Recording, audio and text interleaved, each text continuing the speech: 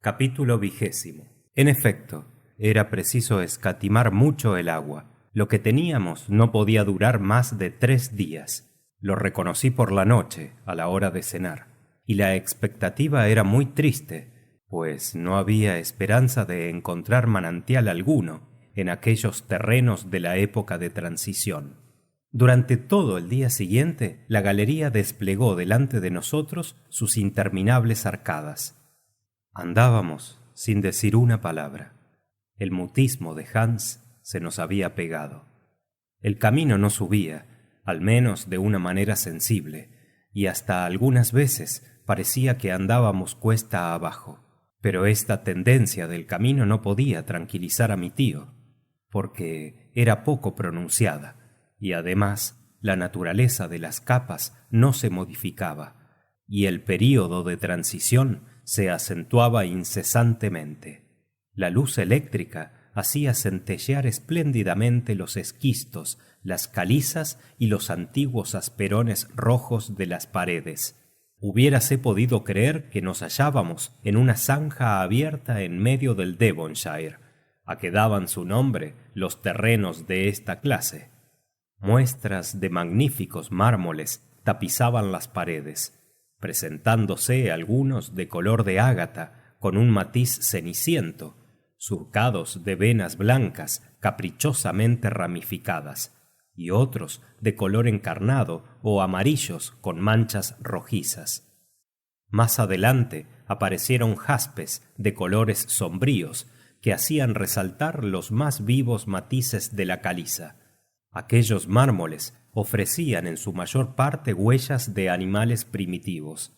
Desde el día anterior, la creación había progresado de una manera evidente. En lugar de trilobitos rudimentarios, distinguía restos de un orden más perfecto, entre otros peces ganoides y esos saurópteris en que la perspicacia del paleontólogo ha descubierto las primeras formas del reptil. Los mares devonianos estaban habitados por un gran número de animales de esta especie, y los depositaron en las rocas de nueva formación.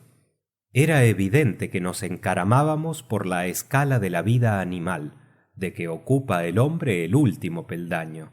Pero no parecía que el doctor Lidenbrock fijase en esto la atención. Mi tío esperaba 2 cosas: o un pozo vertical que se abriese a sus pies y le permitiese seguir bajando, o un obstáculo que le impidiese proseguir aquella senda. Pero llegó la noche sin que se hubiese realizado su esperanza en uno o en otro concepto.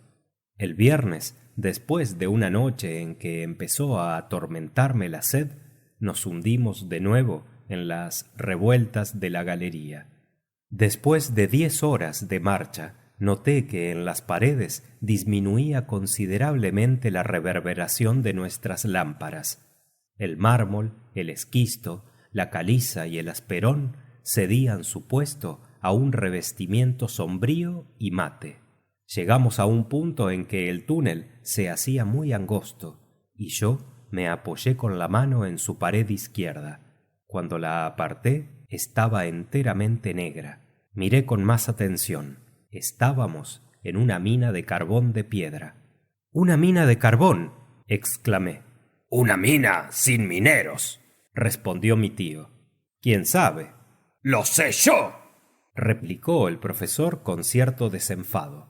Estoy seguro de que esta galería abierta entre estas capas de carbón de piedra no es obra de hombres. Es obra de la naturaleza. Pero séalo o no, me importa poco. Ya es hora de cenar. Cenemos.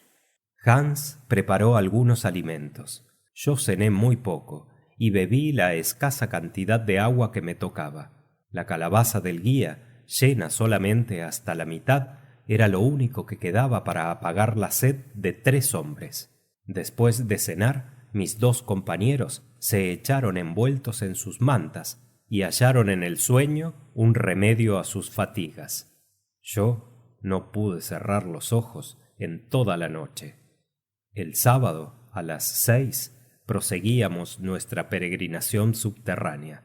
A los 20 minutos llegamos a una vasta excavación, y yo reconocí entonces que la mano del hombre no había abierto aquella mina, puesto que las bóvedas no estaban apuntaladas y sólo se sostenían por un milagro de equilibrio.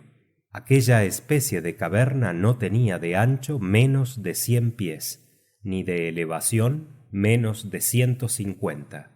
El terreno había sido violentamente separado por una conmoción subterránea.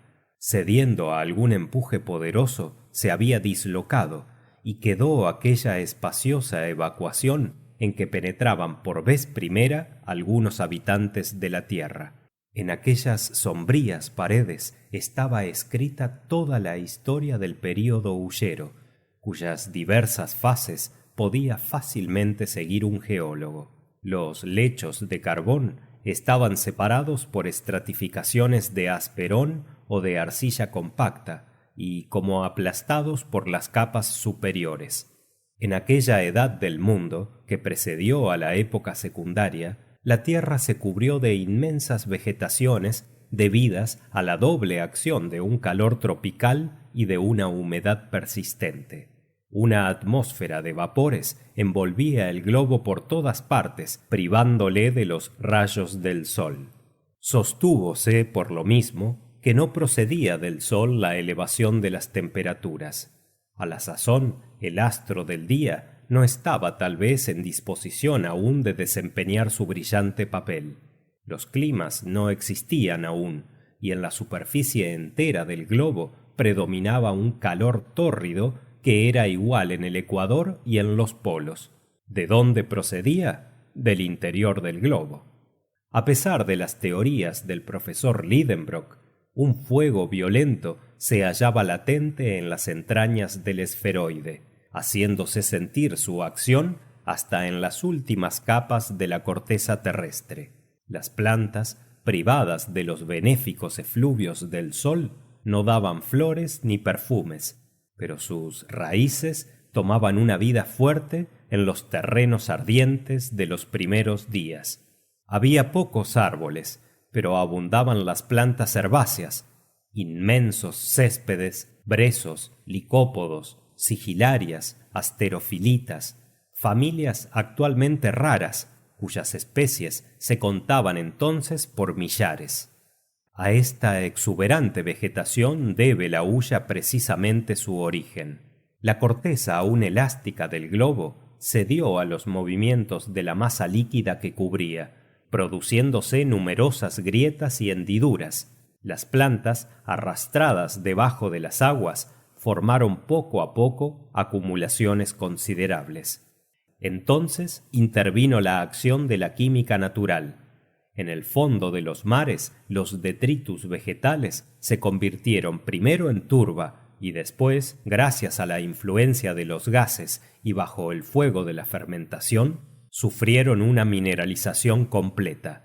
Así se formaron esas inmensas capas de carbón que un consumo excesivo agotará, sin embargo, en menos de 3 siglos, si los pueblos industriales no moderan su ansia de despilfarro. Estas reflexiones asaltaban mi mente, mientras consideraba las riquezas huyeras acumuladas en aquel subterráneo desconocido, donde probablemente no serán nunca descubiertas. Su explotación exigiría sacrificios demasiado considerables. ¿Y qué necesidad hay de ellas cuando la hulla, en muchas comarcas, se encuentra aún en la superficie de la tierra? Tales como yo veía aquellas capas intactas, serán hasta la última hora del mundo. Seguíamos caminando, y yo era el único de los expedicionarios que olvidaba las molestias del camino, distraído con mis consideraciones geológicas. La temperatura seguía siendo lo que era cuando pasábamos entre lavas y esquistos, pero había afectado mi pituitaria un olor muy subido de protocarburo de hidrógeno. Reconocí desde luego en aquella galería la presencia de una notable cantidad de ese fluido peligroso a que los mineros de ciertas comarcas dan el nombre de grisú, y cuya explosión ha causado con mucha frecuencia espantosas catástrofes. Estábamos afortunadamente alumbrados por ingeniosos aparatos de Ruhmkorff. Si hubiésemos explorado imprudentemente la galería, una explosión terrible hubiera acabado con nuestro viaje, acabando con los viajeros. La excursión en la mina duró hasta la noche. Mi tío podía apenas reprimir la impaciencia que le causaba la horizontalidad del camino. Las tinieblas, profundas a 20 pasos de distancia de nuestras lámparas, impedían apreciar la longitud de la galería, y yo empezaba ya a creerlo interminable, cuando de repente, a las 6, se nos presentó un murallón impenetrable. Ni a derecha, ni a izquierda, ni arriba, ni abajo había ningún paso. Habíamos llegado al fondo de un saco, de un intestino ciego, de un callejón sin salida. ¡Tanto mejor!, exclamó mi tío. Ahora sé al menos a qué atenerme. No estamos en el camino de Saknussemm, y no nos queda más arbitrio que retroceder y desandar una buena parte de lo andado. Tomemos una noche de descanso, y antes de 3 días llegaremos al punto en que las 2 galerías se bifurcan. Sí, dije yo, si fuerza tenemos para tanto. ¿Y por qué no? Porque mañana careceremos absolutamente de agua. ¿Y careceremos también de valor?, dijo el profesor mirándome severamente. No me atreví a responderle. Fin del capítulo 20.